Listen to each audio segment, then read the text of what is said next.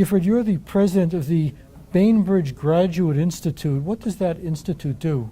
We're the first school of sustainable business, and so we were formed with the idea that business has become the dominant institution of our time, that more and more business is calling all the shots. You know, when I was a kid, nuns ran hospitals. Now big companies do. When I was a kid, idiosyncratic families owned newspapers. Now big corporations do.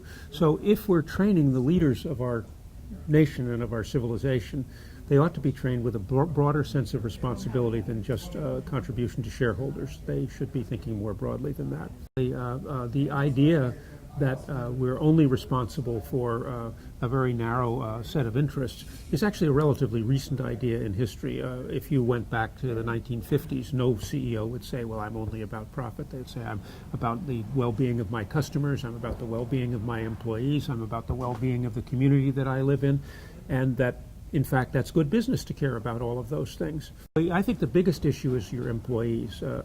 I think you want your employees to feel that being ethical is a good idea, because if you tell them you can be unethical as long as it's in the best interest of the company, then they'll be unethical as long as it's in the best interest of themselves.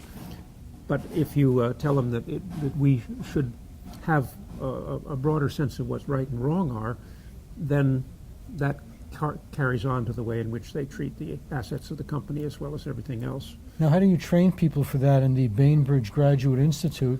Do you take people in who are studying how to be entrepreneurs and businessmen and tell them this is the ethic you should have if you go into this? Well, actually, I think the bulk of our students are people who already care about these things. And in many of them, the idea that business would be a way to pursue these goals is a relatively new idea. And I'll give you an example of how, from my own life, of how a little bit of responsibility goes a long way. I was running a company in the Silicon Valley in the encryption business, and our lead engineer had built the only product that was of any value, and where all our money was coming from, and was the only one who could really fix it.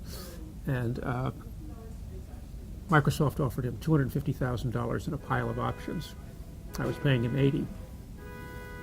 If he left, the company would go bankrupt. Instead, what happened is he decided that he liked who we were better because of the fact that we were buying all green power, that we had gay and lesbian spousal benefits, that we had dogs in the office, that we had a different culture than Microsoft had.